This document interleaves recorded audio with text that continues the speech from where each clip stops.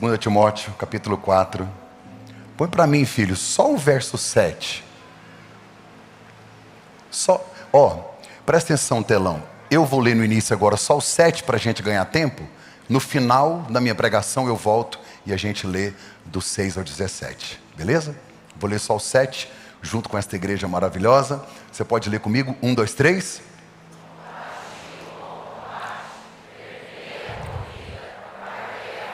Palavras do apóstolo Paulo. Nós estamos encerrando hoje a série chamada Renúncia.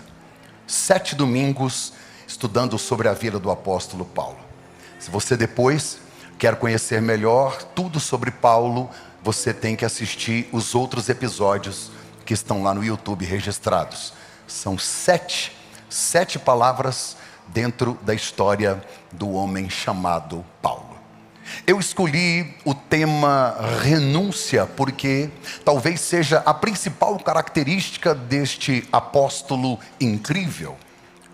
Deus não celebra conquistas, Deus celebra renúncias. Isso é evangelho. Paulo renunciou ao cargo que ele tinha no Sinédrio, entre os 70 principais anciãos do seu país, o lugar onde estava a elite religiosa. Ele renunciou. Paulo renunciou ao casamento, Paulo renunciou sua religião. Fariseu de fariseu, deixou de ser respeitado e agora é perseguido pelos próprios fariseus. Ele renunciou toda uma vida de preparo que teve dentro do judaísmo para combater a legalidade de tudo aquilo que ele mesmo havia aprendido e ensinava. Paulo renunciou ao conforto de Jerusalém, cidade onde morava, aonde cresceu e estudou aos pés de Gamaliel, para viver os desafios missionários. Ao escrever a carta aos Gálatas, o apóstolo Paulo diz, no capítulo 2 e verso 20, eu fui crucificado com Cristo, assim já não sou eu mais quem vivo, mas Cristo vive em mim. Sempre que eu cito esse texto, eu me lembro de Jesus escrevendo, e está registrado no Evangelho de Lucas, Lucas escrevendo o que Jesus disse, em Lucas 9, 23, está escrito Jesus dizendo, se alguém quer me seguir, renuncie a si mesmo. Tome a sua cruz de cada dia e siga-me. Evangelho não é isso. Evangelho é isso. Esta é uma mensagem que não agrada, que não atrai. Esta é uma mensagem dura e pesada, porque negar a si mesmo é o maior desafio do cristão. Quem é esse Paulo? Este Paulo é reconhecidamente, até por ele mesmo, o maior perseguidor da igreja. Uma fera selvagem que respirava ameaças de morte. Ele olhava para os crentes e pensava, eles são contra os procedimentos judaicos, eles são contra a Mishnah, a Torá, eles são contra tudo que eu aprendi, então eles precisam ser eliminados, precisam morrer. Quem é esse Paulo? Após a sua conversão, ele se torna apóstolo dos gentios. O que significa isso? Que homens que não eram circuncidados, homens que não eram judeus, que jamais teriam acesso ao templo ou ao evangelho, a Bíblia diz que Paulo vai pregar a eles. Paulo vai trazer uma autobiografia. Ele fala sobre si mesmo, na carta aos Filipenses capítulo 3, a partir do verso 5, ele diz, circuncidado ao 8º dia, pertencia ao povo de Israel, pertenço à tribo de Benjamim, verdadeiro hebreu, quanto à lei, fariseu, quanto ao zelo, perseguidor da igreja, quanto à justiça que há na lei, irrepreensível. Paulo era um cara acima da média. Ele é responsável pela doutrina da justificação. Se você pega a carta aos Romanos, você vai encontrar as principais doutrinas que nós pregamos: redenção, adoção, justificação, regeneração. Mas a justificação pela fé é o que mais inspirou a igreja ao longo dos séculos. Por causa dos escritos de Paulo, o justo viverá pela fé, que Calvino se levanta em 1517 com a reforma protestante. Paulo inspirou milhares e ainda inspira. Ele escreveu metade do Novo Testamento, são 13 cartas, que ele escreve para as igrejas que ele constituiu, para as igrejas que ele visitou e para os seus filhos na fé. Na semana passada, no domingo, nós estivemos com Paulo na sua terceira viagem missionária. Sua terceira viagem missionária foi na cidade de Éfeso. Você pode dizer comigo, Éfeso? Por isso ele escreveu aos Efésios. Paulo ficou 3 anos só nessa cidade. Presta atenção. Paulo não ficava muito tempo nos lugares. 3 meses, 1 mês, 2 meses. Por quê? Porque ele arrumava confusão. Todos os lugares que Paulo chegava, ele arrumava uma intriga e um problema com os judeus. Todas as vezes que Paulo estava na cidade, quando os judeus se reuniam, você acha que ele parava de pregar ou ele mudava o discurso? Não tem disso. Ele pregava com verdade, com integridade, com responsabilidade. Então, a primeira viagem durou 3 anos, a segunda durou 3 anos, na terceira viagem, só em Éfeso, ele ficou 3 anos. A história vai nos revelar que em Éfeso havia um templo de uma deusa chamada Diana. Pensa num negócio que era terrível. As mulheres da cidade se prostituíam dentro do templo em adoração a Diana. E Paulo começa a fazer a diferença na cidade, realizando milagres, cheio do Espírito Santo, cheio de Deus. Onde ele chegava, milagres aconteciam. Era tanto milagre, tanto milagre, tanto milagre em Éfeso, que a Bíblia diz que as pessoas pegavam lenço de Paulo, roupa de Paulo, e levavam aos enfermos para ver se eles eram curados. Você sabe, tem gente na televisão que faz isso até hoje, como se milagre fosse uma regra. Mas eu falo isso em outro episódio. A Bíblia me revela que a idolatria diminuiu. Isso é avivamento. É quando o evangelho toca a cidade. A idolatria diminuiu. Ocultistas e feiticeiros, a Bíblia diz que eles queimavam seus livros de magia em praça pública. Isso é avivamento. Avivamento não é uma igreja falando em línguas dentro de 4 paredes. Avivamento é eu usando a minha língua para pregar o evangelho fora de 4 paredes. Avivamento não é uma igreja sentada se alimentando, não. Avivamento é uma igreja que se preocupa com a comunidade e alimenta de remédio, comida, médico, e atende as pessoas conforme a ordenança do evangelho. Porque a verdadeira religião é servir o órfão, a viúva e o estrangeiro. Isso é avivamento. Avivamento é quando nós saímos das 4 paredes. Quando nós nos tornamos menos religiosos e mais do evangelho prático. Paulo durante 3 anos prega. Ninguém se incomoda. Só que tem um problema quando o evangelho é pregado. As pessoas são transformadas. Não dá para você ficar normal ouvindo a mensagem do evangelho. Eu já ouvi histórias de pessoas que estavam na prisão, se converteram, e assim, converteram de verdade. Quem pregou para elas? Ninguém, só leram a Bíblia. Você quer saber qual a religião certa para você seguir? É só ler a Bíblia. Leu a Bíblia, você vai descobrir, pode ficar tranquilo, tá bom? Está tudo aqui. Paulo 3 anos pregando. Então, a idolatria diminuiu, aí tiveram um problema. O comércio da cidade está quebrando. O comércio de Éfeso começou a fechar portas. Por quê? Porque eles viviam de Diana. Eles viviam de fazer pendentes. Eles viviam de fazer amuletos. Eles viviam de fazer imagens. Então os funileiros, artesãos e escultores começaram a ter prejuízo. Os vendedores, os comerciantes, as pessoas que vinham de longe aceitavam Jesus e abandonavam a idolatria. Um homem chamado Demétrio, a Bíblia diz que ele reuniu todos os comerciantes, reuniu todos os funileiros, reuniu todo mundo da cidade e levou para o teatro de Éfeso. O teatro de Éfeso cabe 25 mil pessoas, provavelmente tinha umas 20 mil no dia. E todos eles começaram a gritar e requerer a presença de Paulo. Paulo pode ser doido, mas ele é inteligente. Ele não foi lá não. Vem Paulo, ele falou, vou nada. Vem Paulo, vou nada. Ele não foi. Mandou 2 que apanharam igual um. Ele não foi. Porque ele sabia que ele morreria. 3 anos se findaram e não dá mais para ele ficar em Éfeso. Ele desce a Troade, que é um porto. que é onde ele pegaria o navio para voltar a Jerusalém. Quando ele chega em Troade, ele fica 7 dias pregando, e no domingo da ceia, Eutico está na janela e caiu, e Eutico, eu disse domingo passado, e aí você se lembra, Eutico caiu para fora ou para dentro? Para fora, porque o lugar onde você cai revela onde está o seu coração. Cair para dentro é cair em si, é reconhecimento. Cair para fora é morte. Ele ressuscita Eutico, ele prega até o dia amanhecer, e aí a Bíblia diz que ele pega o navio em Troade e vai para Cesareia Marítima. Lá em Cesareia Marítima ele encontra um profeta. Eu gosto de profetas, eu gosto do dom profético, a palavra do conhecimento, conforme um dos dons que está registrado pelo apóstolo Paulo.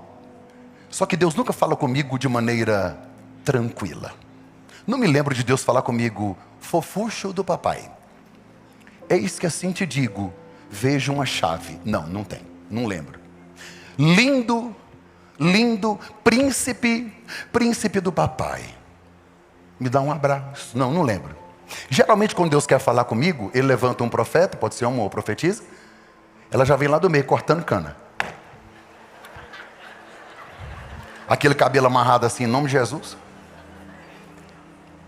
A última profecia que me deram foi assim, covarde, orgulhoso, você não deixa eu cuidar de você. É mais ou menos nesse nível aí.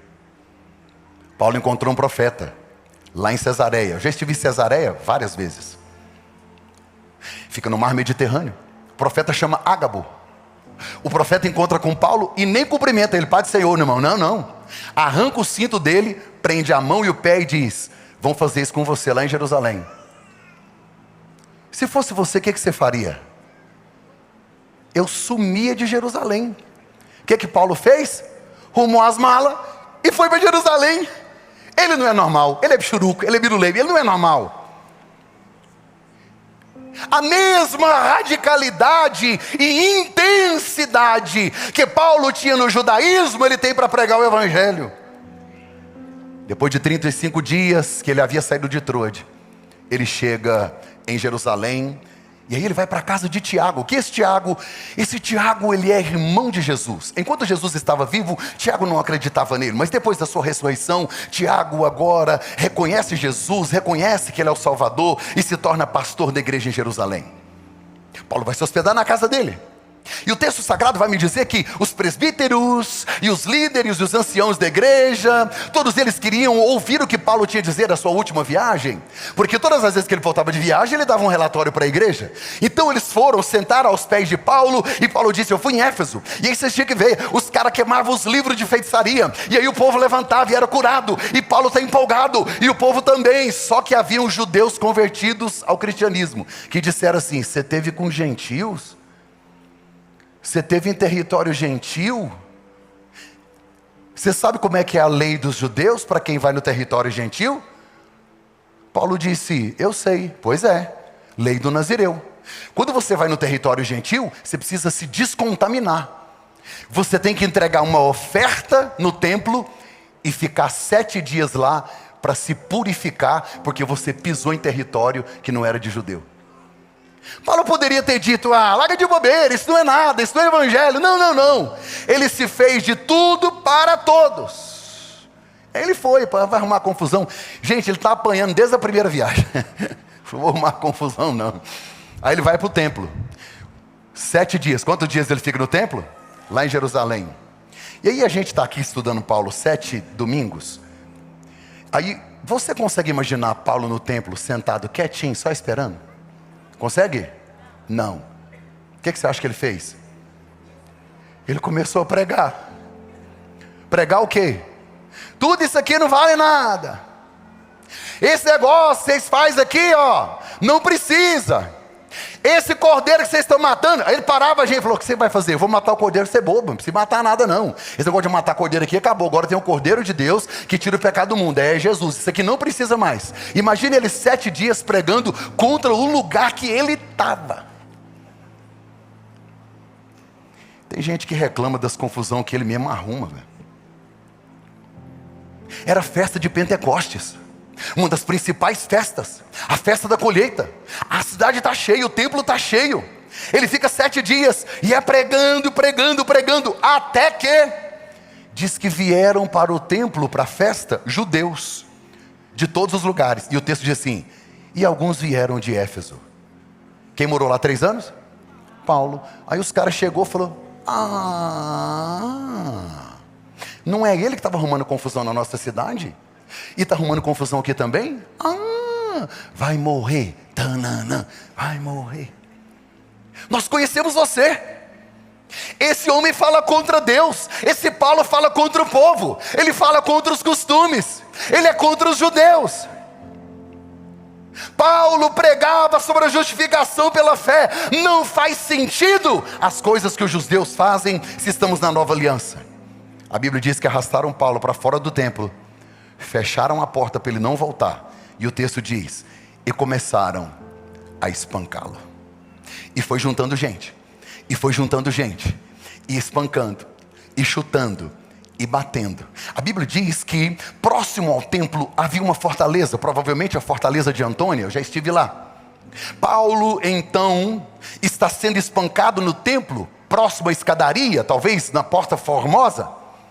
A Bíblia diz que o comandante da tropa que estava na fortaleza recebe a notícia daquele burburinho todo. E a função de Roma era acalmar os ânimos, não podia ter confusão. Lá vem o comandante com aquele tanto de soldado. E a Bíblia diz que eles salvaram Paulo do espancamento. Pensa que tem que chamar a polícia para livrar ele do povo. Um dia eu fui pregar lá no Pará. E aí, estava pregando lá, quando terminou o culto, um rapaz, ele tinha roubado um comércio, passou na porta da igreja, roubou um celular de mão. Quando ele foi correr, todo mundo pegou ele. Gente do céu. Mas bateram. É a primeira vez que eu vi o ladrão: chama a polícia! Ele gritava: chama a polícia! A polícia veio para salvar ele. Está igual Paulo. Acho que Paulo dizia: bem, pelo amor de Deus, chama a polícia! O comandante chama-se Cláudio. Cláudio retira Paulo do povo. Olha o que o texto diz: vai levando ele para a fortaleza, e o povo atrás: matem-o, matem-o. Fortaleza de Antônia, onde as pessoas na porta gritaram para Jesus: crucificam. Agora o povo está dizendo para Paulo: matem-o. Quando chegou na escada, Paulo parou e disse para o comandante: o senhor podia dar um tempinho, que eu queria dar uma mensagem para eles aqui. É sério. Mano, ele não é normal. Mano, o povo está querendo matar ele, e ele quer dar uma palavra. Por que o comandante deixou? Daí a importância de se estudar. Daí a importância de se ter conhecimento para aproveitar as oportunidades. Paulo olhou para o comandante. A Bíblia diz que ele era romano, só que ele era grego. A língua dele era grega. Paulo olha para o comandante e fala em grego. Você fala a minha língua? Falo, eu sou cidadão romano, falo grego, falo latim, falo hebraico, aramaico. Falei: não, rapaz, estou impressionado. Como diz uma irmã que está sentada bem ali, ó. Ele ficou impressionante. Não, então você pode pregar. O povo quer matar o camarada, ele quer pregar. Diz que ele levantou a mão, o povo fez silêncio e falou: meus queridos irmãos. Irmãos? Aí ele faz a sua defesa. Aí ele começa a pregar, mais uma vez, a justificação pela fé, a graça, o evangelho. Paulo na escadaria da fortaleza, provavelmente a fortaleza de Antônia, e ele prega, e o povo de repente grita: morra! Ele falou: Pai do Senhor, tá bom, obrigado. Aí ele entrou, e o povo foi embora furioso. A Bíblia diz que alguns judeus fizeram um complô entre eles e disseram: vamos organizar para Paulo sair da fortaleza, para ser transferido para algum lugar, e no caminho a gente pega ele. Nós não vamos comer enquanto Paulo não morrer. Eu não sei porque o sobrinho dele ouviu isso. Não há coincidências. Deus proveu. O sobrinho de Paulo ouviu, está na Bíblia. O sobrinho de Paulo ouviu isso, correu na fortaleza, teve acesso, pediu, foi a Paulo e disse: olha, eles estão tramando contra você. Paulo chama o garoto, apresenta a Cláudio, o comandante, e diz aí, ó, vão matar ele. A Bíblia diz que essa conspiração para matar Paulo incomodou Paulo e o comandante. Enquanto ele estava preso, a Bíblia diz, em Atos 23:11, e na noite seguinte, o Senhor se apresentou diante de mim e disse: Paulo, tenha ânimo. Como de mim você testificou em Jerusalém, agora eu quero que você testifique de mim em Roma. O anjo está dizendo para ele: eu quero que você vá para Roma. Quando o sobrinho conta aquele complô, o centurião manda chamar Paulo e aí escreve uma carta para o governador lá da Galileia, Félix, e manda Paulo lá para Cesareia, lá em Cesareia Marítima, que fica às margens do Mediterrâneo. A última vez que eu estive lá, eu visitei o teatro de Cesareia, eu visitei a prisão de Paulo, a fortaleza construída pelo rei Herodes e um hipódromo onde havia corrida de cavalos. Tem muita história naquele lugar. Paulo ficou preso ali. Paulo, para você ter uma ideia, para sair de Jerusalém para Cesareia, você sabe quantos soldados o homem mandou para acompanhar Paulo? Mais de 400 homens para escoltar um pastor. Pensa no criminoso de alta periculosidade. Lembra de eu contar aqui que um dia a irmã falou: pastor, o diabo me odeia. Eu falei: graças a Deus, ele tem que te odiar. É por isso que a Bíblia diz que os anjos do Senhor acampam ao redor daqueles que o temem e os livram. A Bíblia diz que o diabo é como um leão bramando, buscando alguém que possa tragar. Só que ele está sempre atrasado, porque para nós quem chegou primeiro foi o leão da tribo de Judá. 1000 cairão ao teu lado, 10.000 à tua direita, mas tu não serás atingido. Paulo vai para Cesareia e fica 2 anos. 2 anos. Aí, Paulo é cidadão romano, sim ou não? Ele é judeu com cidadania romana. Olhe para mim. Deus não prometeu para ele que ele vai para Roma? Prometeu. O que ele fez? Ele chamou o governador e disse: eu peço por direito, como cidadão romano, de ser apresentado diante de César, o imperador. Ele tem direito. Sabe, ele não ficou esperando a oportunidade aparecer, ele mesmo já resolveu o problema. Porque a palavra oração tem a palavra nela, oração. Tem gente que está há 10 anos orando por um casamento e não casa. E ora: Senhor, manda a bênção. Só de olho fechado, passa uma bênção, passa 2 bênçãos, passa. Deixa eu te ensinar a orar para casar, Senhor.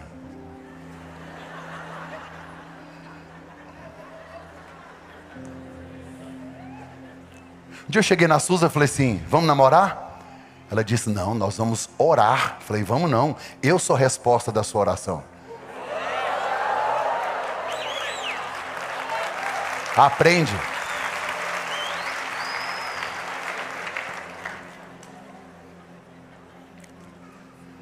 Olha para mim, depois de 2 anos, Paulo vai para Roma, que é o seu destino final. A partir de Atos 23, você acompanha essa história. Acompanhado por um centurião, alguns irmãos, e a Bíblia diz que Dr. Lucas, o escritor de Atos, Dr. Lucas, o médico, escreve todos os detalhes da viagem, ele vai junto. Eles pegam um primeiro navio menor, passam pela ilha de Chipre, vão até a Lícia, e lá eles aguardam outro navio maior, muito maior, tão grande que cabia 276 pessoas, mais a sua carga. Esse navio veio de Alexandria, do Egito, estava saindo de lá para Roma, saindo da África para a Europa. Uma viagem longa, uma viagem aonde demandava experiência e também demandava a necessidade de ter um mar calmo. A Bíblia diz que o início da viagem foi tranquilo, naquele grande navio. Só que de repente, de Creta para Malta, uma grande tempestade. A tempestade começa a afastar o navio da sua direção, afastar de Creta, afastar de Roma, e ele está indo ao contrário, ele está sendo soprado por um mar alto, quase às margens do continente africano. Ele está longe, vai sendo empurrado, vai sendo empurrado. Uma coisa que eu aprendi na vida cristã é que Deus nos dá o destino, mas Ele nem sempre revela o processo. Deus pode até te dizer onde, mas nem sempre Ele vai te dizer como. Felicidade sim, facilidade não. Se Deus te dissesse tudinho que você ia passar em 2024, você tinha falado quero não. Deus nunca mostrou para José o poço, nem a prisão, nem as acusações, nem a inveja. Mostrou só o governo. Eu preciso confiar nele quando ele me dá o destino. A Bíblia diz que eles navegaram, era inverno, estava na hora de parar as navegações. E aí quando chegaram num lugar, depois de muita dificuldade, de muito vento, chegaram num lugar chamado Bons Portos. Quando o navio atracou, o comandante do navio e o centurião que cuidava dos presos disse: bora continuar a viagem. Atos 27:10, Paulo disse: senhores, eu vejo que a navegação há de ser incômoda e com muito dano, não só para o navio, não só para a carga, mas também para as nossas vidas. A Bíblia diz: mas o centurião e o piloto e o mestre do navio, não, mas o centurião confiou mais no piloto e no mestre do navio do que em Paulo. Porque na hora da crise não é muito melhor você confiar no especialista? Não é verdade? Como é que eu vou confiar em Paulo? Quem é Paulo? Paulo estava recebendo uma direção de Deus, mas eles olham o lógico. Eles confiaram no piloto, nos marinheiros, no mestre do navio. Eles disseram: não dá nada não, bora. Paulo disse: não vai não, porque não é o primeiro naufrágio meu. Não vai não. É inverno, senhores, não vá. Mas eles não ouviram. Eu sei que depois eles se arrependeram. Aqui dentro está cheio de gente. Não ouviu o conselho de pessoas que você achava que era inferior a você. Não ouviu o conselho dos pais. Hoje faz sentido: ah, bem que minha mãe me disse, bem que meu pai me falava, bem que fulano, sabe? Não despreze uma pessoa insignificante. Ela pode ser resposta da sua oração. A Bíblia diz que eles não quiseram ficar em lugar nenhum e navegaram em direção a Roma. Só que a Bíblia diz que um vento por nome Euroaquilão veio do Nordeste. Um vento poderoso, famoso. Por que ele tem nome? Porque já matou muita gente. Um vento como uma pandemia, que quando vem assola, tem nome, é famoso e destrói tudo onde passa. A Bíblia diz que o piloto perdeu o controle. O piloto perdeu o controle. Todos se desesperavam, dias e dias sendo açoitados pelas ondas. Jogaram todo o trigo no mar, jogaram a cevada, recolheram o barco salva-vidas. E aí depois, a partir do verso 18 e 19, diz que jogaram no mar toda a armação do navio. O leme, a vela, jogaram tudo na água. Virou uma grande canoa sem direção, açoitada pelo vento, levada para lá e para cá. Você já ficou assim sem direção? Uma vez eu estava voltando da Serra da Mesa, dirigindo uma Saveiro. E ela estava com a traseira vazia, estava bem leve. E o meu patrão estava na frente num carro, e ele a 140 por hora. E aí ele queria que eu o acompanhasse.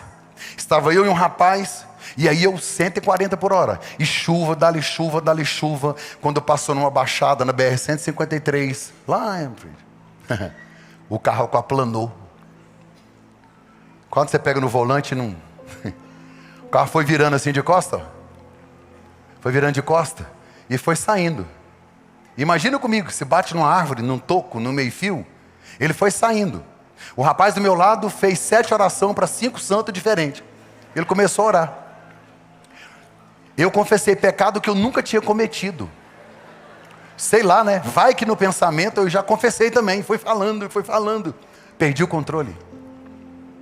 Aí eu chamei pelo nome que está acima de todos os nomes. Eu disse, eu tenho promessa, Jesus. O carro entrou numa grama, um braquiara desse tamanho. E foi parando, foi parando, foi parando. Nem um cisco, nem um toco, nem uma árvore, nem um meio-fio, nada. Não é coincidência. Eu perdi o controle, mas Deus não perde o controle. Sua vida não é um barco à deriva no mar da existência. Ele permanece na sala de comando. A Bíblia diz que nem sol nem estrela apareceu por dias. E o sol e a estrela eram o guia. Não tem bússola, não tem GPS. Como é que eles se direcionavam? Sol e estrela. Eles jogaram tudo na água. E aí o texto diz em Atos 27:20: então finalmente perdemos toda a esperança de salvamento. Acabou. Só que é na crise que a gente revela a nossa essência. É quando a coisa aperta que a gente revela quem é. Quando o negócio ficou feio, quando não tem direção, não tem luz, não tem sol, não tem estrela, não tem nada, jogaram tudo fora, todo mundo desesperado. Eu amo o que a Bíblia diz. E Paulo levantou-se. Tá todo mundo com medo. Paulo levantou-se. Sabe, os especialistas andam dizendo que 2025 será o pior ano, porque vai vir uma crise. Um cara falou para mim, pastor, tá vindo uma crise aí, qual que é a sua decisão? Eu falei, eu decidi não participar. Vou não. Aí cada um escolhe o que quiser e tal. Já pensou se a gente fosse depender de governo, depender de quem ganhou, quem perdeu? Já pensou se a gente fosse depender de crise ou não crise? Já pensou? Vai ficar tudo doido. No meio da crise, no meio da tempestade, o texto diz, e Paulo levantou-se. Em 2025, é Deus que vai levantar você. Porque na crise, ou você grita de medo, ou se levanta para ser profeta. No vale de ossos secos, ou você é osso e para, ou é profeta e anda. A Bíblia diz que ele levantou-se. E aí ele disse o que toda esposa fala para a gente quando as coisas dão errado. O que Paulo falou para eles? Nossa, irmãs, que coral é esse? Eu te avisei. Tem irmã que não fala. Minha esposa não fala, sabe que ela não fala nada? Ela é caladinha, não fala nada. Ela só olha para mim e faz assim, ó. Nem precisa falar. Eu te avisei. Só que ele diz, a tempestade veio e um anjo me apareceu. Olha o que ele disse. Depois de 14 dias de luta intensa, ele disse, um anjo me apareceu e me deu uma palavra. Quando é que o anjo apareceu? Na pior noite. Quando estava todo mundo perdido, o anjo achou eles. Eles não sabem onde estão, mas Deus sabe onde eles estão. Quem está perdido é você. Você acha que Deus está... Tem gente que acha que Deus está em crise com a sua crise. Um anjo apareceu para Paulo na pior noite e disse, eu estou dando para você os 276 passageiros. O barco vai quebrar, mas ninguém vai morrer. Imagina ele dando essa notícia. O anjo me apareceu e disse que o barco vai destruir, vai acabar, vai virar nada. Mas ninguém vai morrer. Como? Olha o que Deus disse, eu estou te dando 276 pessoas.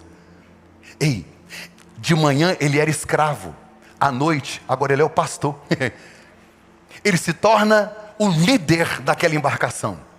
Na pior noite o anjo aparece. Deus deu as pessoas a Paulo. Paulo disse a eles, o barco vai quebrar, não desça, não pule, não fuja, agarra os pedaços que sobrarem, vai ter prejuízo, vai ter perda, vai ter vento, vai ter medo, você está no meio de uma tempestade, mas ninguém se perderá. O Espírito Santo tem falado muito forte à minha alma, que algumas pessoas chegaram ao final de 2024, segurando os restos que sobraram de um casamento, os restos que sobraram da saúde, os restos que sobraram das finanças. Tem gente que chegou quase afundando, quebrou tudo, perdeu tudo, caiu, e aí vem se arrastando e vem. A Bíblia diz que 276 pessoas chegaram vivas a uma ilha chamada Malta. Quando chegaram, os nativos, que eram reconhecidos como bárbaros, fizeram uma grande fogueira, porque era frio, é inverno, e ainda garoava um pouco de chuva. Então, para aquecer aqueles homens molhados, depois de quase morrerem no naufrágio, estão todos aquecidos. E a Bíblia diz que o apóstolo Paulo, com uma maneira muito sábia e de maneira servil, ele vai lá, começa a catar gravetos. E de repente, em meio desses gravetos, quando ele se aproxima da fogueira, a Bíblia diz que uma víbora, uma serpente, picou a mão de Paulo. Pá! Ele sacudiu, jogou no fogo. A comunidade olhou e disse: vai inchar, vai cair e vai morrer. Sabe o que eles dizem? Eles olham para Paulo e dizem: assassino. Convenhamos, se eles receberam alguma notícia de Paulo, é essa: ele matava cristãos. Por causa de uma serpente, estão acusando ele de um passado que já foi perdoado. Os amigos de Jó fizeram isso com ele. Os amigos de Jó, ao ver a sua situação deprimente, uma escória, um lixo, começaram a procurar coisas que ele poderia ter feito de errado. Mas a provação de Jó me revela que nem toda provação é justiça, juízo ou punição. Pode ser uma promoção.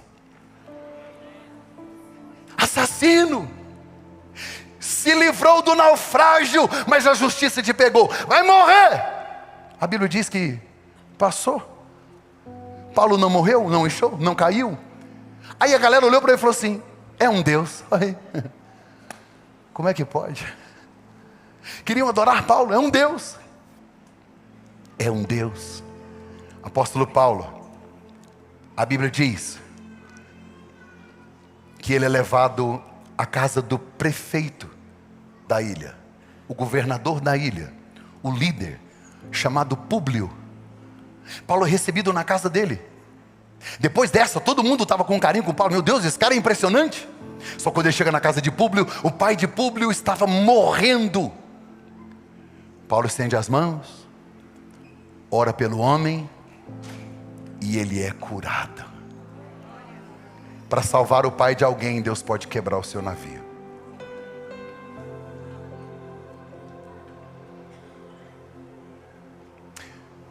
Para ganhar uma ilha inteira para Jesus, onde ele ficou 3 meses pregando, Deus é capaz de quebrar o navio. Porque quando o navio quebra, eu só dependo dele. Porque quando o vento sopra e eu não tenho mais a minha base, a minha estrutura, eu preciso confiar em Deus. A fé, ela é gerada no ventre da crise. Se não há crise, não precisa de fé. Se não há enfermidade, não precisa de orar pelo enfermo. A Bíblia diz que 3 meses depois, passa um navio lá. O centurião pega os presos, soldados, todos entram no navio e vão para Roma. Quando chega em Roma, os irmãos que já haviam uma igreja em Roma, recebem Paulo com alegria, até porque a carta aos romanos já havia chegado. Eles estão encantados, Paulo está conosco. Paulo foi preso numa prisão domiciliar, numa casa alugada. A Bíblia diz que era ele um soldado em casa. Então todo mundo visitava, ele ia lá, tinha comida à vontade, os irmãos iam lá, ele pôde começar a escrever outras cartas às igrejas que ele não conseguiria voltar. O livro de Atos encerra aí, Paulo preso em casa. Só que a Bíblia diz que depois de 2 anos ele foi liberto. Aí ele saiu visitando algumas igrejas da Europa. A Bíblia não relata detalhadamente. Ele saiu revendo irmãos, pregando na Europa em alguns lugares, pregando o evangelho. 2 anos, é como se fosse uma 4ª viagem missionária. Ele sai pregando, sai pregando, sai pregando. Enquanto isso, assume Roma um imperador chamado Nero. Aí vai mudar a história da igreja. Nero é sanguinário. Nero é truculento. Nero é tão mau que a história diz que ele pegava os cristãos, passava piche neles, colocava eles fincados em estacas e punha fogo para iluminar a cidade. Que os cristãos eram postes, tochas vivas, aos gritos, morrendo vivos, numa estaca, queimados por causa de um imperador mau. Os historiadores dizem que Nero queria uma nova Roma. Sabe o que ele fez? Pôs fogo em Roma, queimou tudo. Só que todo mundo desconfiou que era ele. Sabe o que ele fez? Pôs a culpa nos crentes da cidade. Toda a cidade se revoltou contra os cristãos. Começa a maior perseguição que a igreja já viveu. A partir daí, cristãos eram levados em arenas, aonde leões os devoravam. Cristãos eram julgados, condenados, assassinados a sangue frio, por não negar Jesus. E a Bíblia diz que nesse auge, ao invés de Paulo ficar quieto porque já está velho, já fez o que tinha que fazer, não. A Bíblia diz que ele foi arrumar confusão com os judeus. De novo Paulo. Levaram ele para uma prisão chamada Marmetina. Agora em março eu vou passar nela lá em Roma. A prisão ainda está lá, um calabouço. Porque a primeira prisão foi em casa, agora não. Agora ele está num calabouço. Ele está num tronco, tem soldados vigiando, um lugar frio. De lá ele escreve cartas pastorais aos seus filhos na fé, Filemão, Tito, Timóteo. Ele vai escrevendo, ele está chegando ao final da sua vida. E aí, para encerrar minha mensagem, eu queria ler com você as últimas palavras que Paulo registra nas Escrituras. Na segunda carta de Timóteo, capítulo 4, a partir do verso 6, Paulo diz assim: eu já estou sendo derramado como oferta de bebida, e o tempo da minha partida está próximo. Combati o bom combate, terminei a corrida e guardei a fé. Agora está reservada para mim uma coroa, a coroa da justiça, que o Senhor, justo juiz, me dará naquele dia, não somente a mim, mas também a todos os que amam a sua vinda. Procure vir logo ao meu encontro. Ele pedindo Timóteo para encontrar ele, pois Demas, amando o presente mundo, este mundo, me abandonou e foi para a Tessalônica. Crescente foi para a Galácia e Tito para a Dalmácia. Só Lucas está comigo. Traga Marcos com você, porque ele é útil. Lembra de João Marcos, que ele não queria de jeito nenhum? Agora ele quer, né? Está humilde, está velho. Falou, não, pode trazer ele, ele me é útil. Traz o menino, olha lá, próximo. Enviei Tíquico a Éfeso. Quando você vier, traga a capa. Gente, inverno frio, nenhuma capa ele tinha. Traga para mim uma capa. Eu deixei na casa de Carpo, em Trode, os meus livros, especialmente os está morrendo e não quer parar de estudar, porque ele precisa estar preparado para as cartas que está escrevendo. Está na fila da morte e continua buscando conhecer Deus. Próximo. Alexandre, o ferreiro causou-me muitos males, o Senhor lhe dará retribuição pelo que fez. Previna-se contra ele, porque se opôs fortemente às nossas palavras. Verso 16, na minha primeira defesa, olha isso aqui, ele está desabafando, ninguém apareceu para me apoiar, todos me abandonaram, que isso não lhe seja cobrado. E eu encerro, mas o Senhor permaneceu ao meu lado e me deu forças. O Senhor permaneceu ao meu lado e me deu forças. Pode retirar, filho. Senhoras e senhores, o maior missionário da igreja primitiva, o principal teólogo da comunidade cristã, o maior dos apóstolos, o principal líder, não tem uma capa para se cobrir do frio. Ingratidão, injustiça, abandono, solidão, masmorra fria, sozinho, só Lucas ficou. Todos, ele diz, todos me abandonaram, ninguém quis ficar comigo. Um foi para tal lugar, outro para tal lugar. Na minha primeira defesa, ninguém estava lá. Baseado na história e na cultura, O reverendo Hernandes Dias Lopes narra o final da história de Paulo, mais ou menos como eu vou lhe dizer. Paulo está na prisão, o carcereiro recebe um pedaço de couro em uma manhã, com o nome de um preso que tem que ser degolado naquele dia. O carcereiro se levanta com aquele pedaço de couro, acende uma tocha, pega um molho de chaves e vai para o cárcere interior e começa a caminhar e gritar: prisioneiro Paulo! Prisioneiro Paulo! Lá no fundo da cela, ele diz: estou aqui. Ele abre a cela, prende mãos e pés de Paulo, sai pelo corredor, pela cela fria, fora dos muros da cidade, coloca a cabeça de Paulo em cima de um cepo, levanta a espada e diz: Paulo, quais são as suas últimas palavras? Eu imagino o apóstolo Paulo olhando para cima e dizendo: a Ele, ao Senhor Jesus, toda honra, toda glória, pelos séculos dos séculos. Amém. A espada de Roma desce, cabeça para um lado, corpo para o outro. Morre um escravo na terra, nasce um príncipe lá no céu. Deixou um legado extraordinário, e o maior conselho de Paulo no final dessa série é: sede meus imitadores,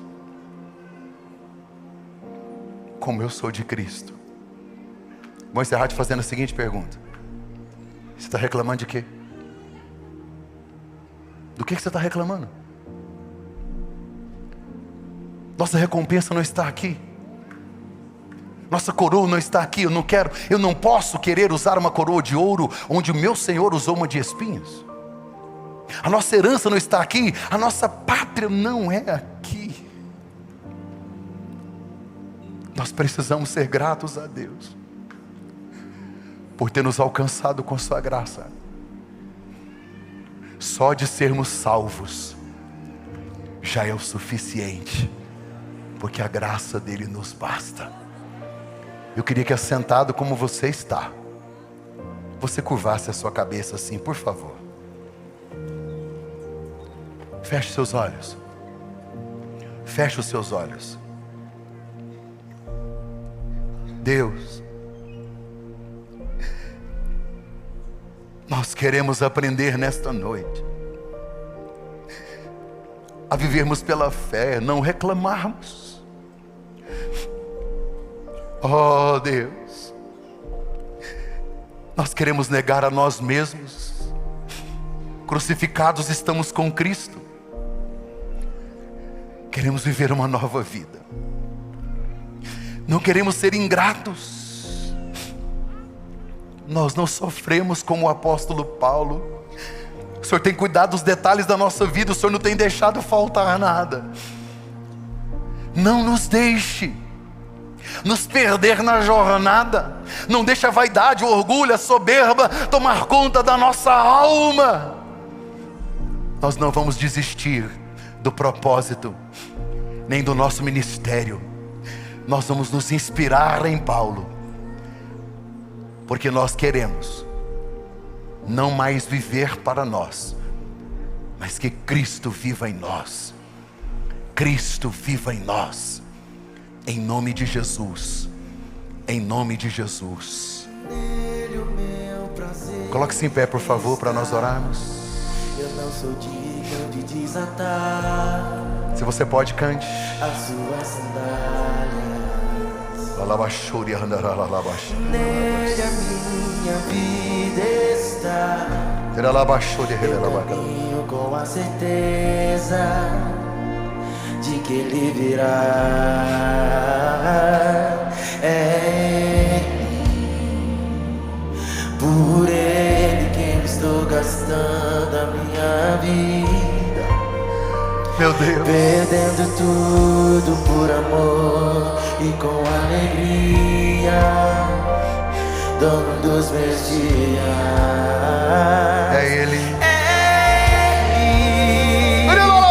Por Ele que eu estou gastando a minha vida, perdendo tudo por amor e com alegria, dono dos meus dias, e Ele virá, soberano em poder, Ele virá,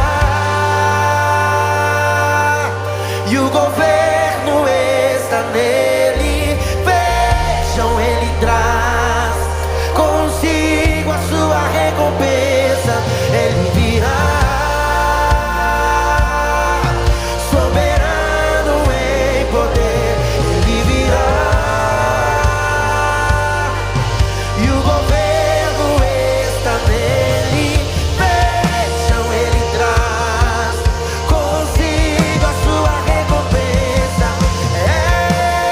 Ele, por Ele que eu estou gastando a minha vida, perdendo tudo por amor e com alegria, dono dos meus dias.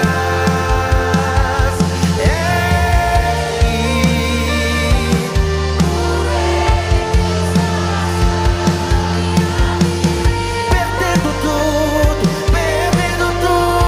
por amor e com alegria, dono dos meus dias.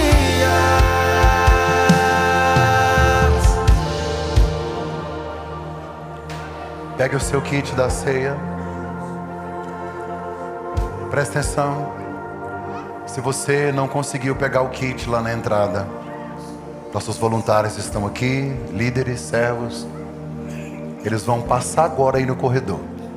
E você dá um sinal com a sua mão. Você que não pegou, eles vão te entregar. Já podem ir. Eles vão passar agora e pegar e te entregar. Quando eu terminar a oração, imediatamente, você já pode comer o pão e tomar o suco assim que eu terminar a oração. Enquanto eles estão distribuindo, nós vamos orar. O apóstolo Paulo disse: porque eu recebi do Senhor o que eu também vos ensinei.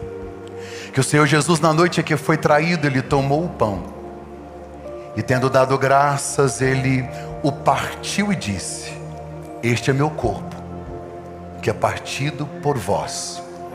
Comei dele todos em memória de mim. Semelhantemente também, depois de cear, Ele tomou o cálice e disse: este é o cálice da nova aliança no meu sangue, bebei dele todos em memória de mim. Porque todas as vezes que vocês comerem deste pão e beberem deste cálice, vocês estão anunciando a morte do Senhor, até que Ele venha. Pai, nós apresentamos o suco que está nas minhas mãos, nas mãos dos teus filhos, e apresentamos o pão. Aqui representa o corpo e aqui o sangue. Pai, é um memorial de gratidão, para nós relembrarmos com o coração grato da morte e ressurreição de Jesus, e lembrarmos que somos noiva à espera do noivo. O arrebatamento está às portas, e este é o memorial que nos faz olhar para trás, olhar para o hoje, para dentro e para o futuro. Nós apresentamos ao Senhor, que sirva de fortalecimento para a tua igreja, em nome de Jesus. Amém, amém e amém. Podem cear.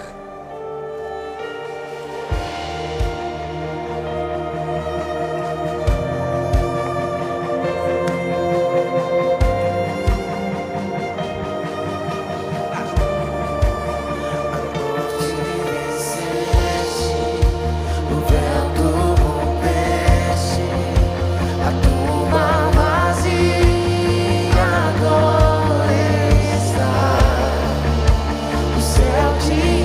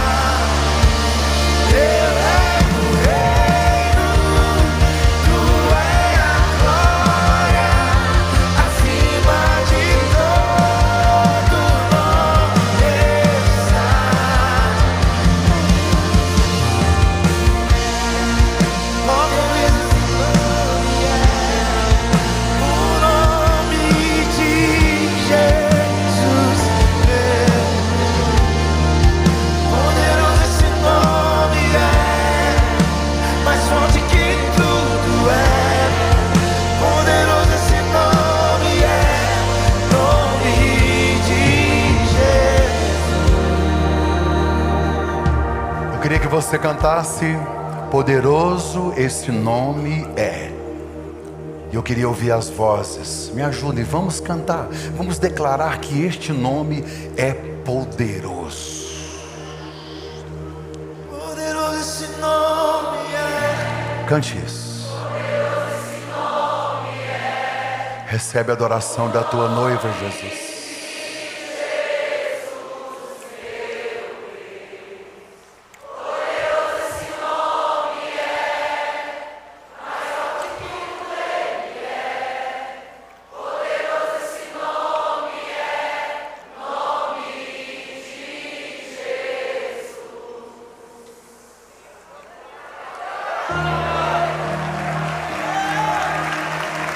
Aleluia, aleluia. Olha aqui para mim. Eu vou pedir carinhosamente para que você não saia, porque eu vou orar agora. Mas eu não queria ir embora sem dar a oportunidade a algumas pessoas que aqui estão e que hoje precisam recomeçar com Jesus. Sabe, talvez você tenha passado dias difíceis e tempestades. É melhor passar com Jesus. Ele não prometeu a ausência de tempestade, mas prometeu a presença dele na tempestade. Talvez você se afastou por alguma razão. Talvez você se entristeceu, acabou saindo da presença do Senhor, foi viver a sua vida. Mas chega, essa vidinha é pequena, essa vidinha rasteira, chega, está na hora de viver propósito, está na hora de fazer sentido o seu sofrimento. Para quê? Sofrer para nada. Está na hora de recomeçar. O filho pródigo não tomou banho para vir para casa, não, ele tomou banho em casa. Ele não calçou uma sandália para vir para casa, não, ele veio descalço e calçou em casa. Ele não jantou, não comeu para vir para casa, não, ele veio com fome e comeu em casa. Porque lá na rua, sozinho, sem o pai, eu não consigo. Eu só venho do jeito que eu estou. E aí tem festa, tem anel, tem vestido, tem sandália, tem beijo, tem abraço, não tem julgamento, não tem cobrança, não tem dedo apontado, não. Só tem perdão e salvação. Se você está aqui e ainda não aceitou Jesus, eu digo, declarar publicamente que Jesus é o seu Senhor, você tem que fazer isso. Essa decisão é importante. Esquece igreja, não estou te convidando para ser dessa igreja não. Até porque não está nem cabendo, não precisa. Fica à vontade. Não é isso. Não. Você pode ir lá na igreja perto da sua casa, não é isso não. Pensa num povo que dá liberdade aqui. Eu só quero que você se posicione para o 2025. Eu vou contar até 3. E somente aqueles que vão tomar essa decisão vão dar um sinalzinho com a mão onde é que você está. Quando eu disser 3. 1. Espírito Santo de Deus está queimando no seu coração e Ele está te chamando, não resista. 2. Esta vai ser a melhor decisão que você já tomou na sua vida. 3. Agora é hora de você se posicionar. Cadê você? Dá um sinal com a sua mão, eu quero te ver. Ali atrás tem aqui também. Deus abençoe. Deus te abençoe, filha. Tem mais alguém? Ali? Olha lá. Aqui também tem, ali. Deus abençoe. Você que está em casa, escute. Você que está me assistindo no YouTube ou no Instagram, você também precisa tomar essa decisão. Você vai escrever embaixo assim, ó: eu quero Jesus. Escreve aí, vai. Eu quero Jesus. Vai, escreve: eu quero Jesus. Você que levantou sua mão, deixa eu orar por você. Carinhosamente, eu quero te pedir, vem cá, deixa eu orar por você. Não se constranja, pode vir, vem cá. Nós vamos finalizar agora. Isso, vem cá. Vem cá, filha. Vem cá.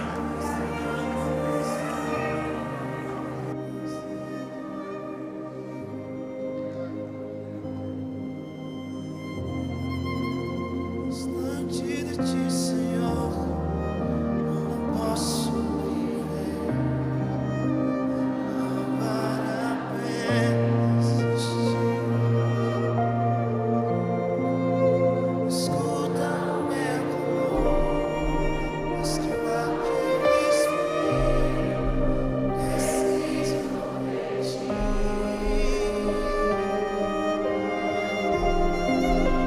Distante de ti, Senhor. Isso, vem. Vem, isso, Deus abençoe. Deus abençoe. A igreja me ajude, eu sei que tem mais pessoas.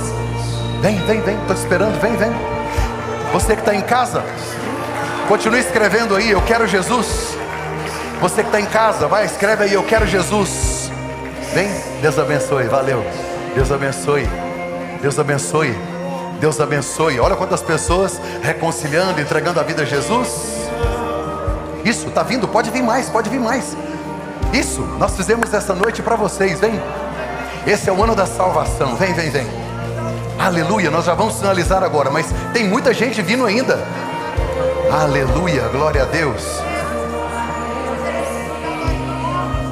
Glória a Deus. Em nome de Jesus.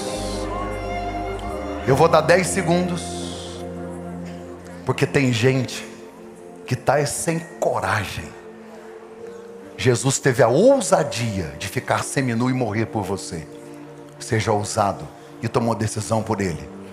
Chega de ficar se escondendo. Eu só te dou 10 segundos e eu vou encerrar. 10, 9, 8, 7, 6, 5, 4, 3, 2, 1. Corre, filha, corre. Isso. Mais 6 pessoas, olha, 2 aqui, 2 ali, 2 ali, aleluia. Olha para mim aqui, por favor, vocês que vieram aqui à frente. Olha aqui para mim, por favor. Olha aqui. Quando terminar aqui, nós queremos entregar um presente para vocês. Um presente para marcar esse momento. Naquela sala onde está aquela luzinha, os servos vão acompanhar vocês para entregar um presente. São muitas pessoas aqui, mas nós queremos orar por você e abençoar a sua vida. Fique à vontade para fazer isso, se você quiser. Nós vamos orar agora e depois vamos celebrar e vamos embora para casa. Estenda suas mãos, igreja, vamos orar? Te damos graças, Deus, pela vida de tantas pessoas que se decidiram, estão recomeçando. Que o Senhor as abençoe, que o Senhor coloque as tuas mãos, que elas reconheçam de verdade que sem o Senhor não dá para viver. Que nesta oração elas confessem que Jesus Cristo é o Senhor da vida delas. Eu abençoo cada uma dessas pessoas. Nós como igreja oramos, abençoamos e declaramos a bênção do Senhor sobre elas em nome de Jesus. Amém, amém e amém. Vamos celebrar o Senhor pela vida delas.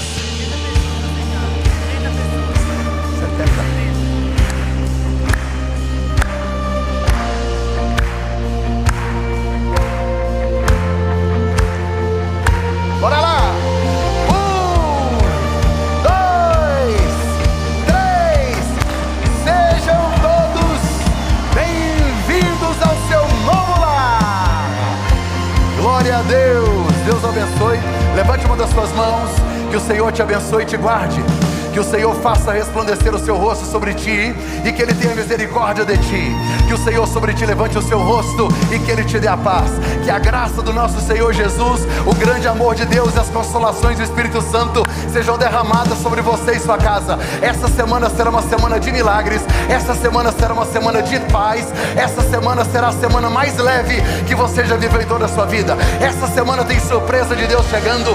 Essa semana tem coisa grande de Deus a caminho da sua casa. Essa semana tem salvação, tem cura, tem autoridade de Deus sobre você para viver algo novo. Eu te abençoo no nome mais poderoso, em nome de Jesus.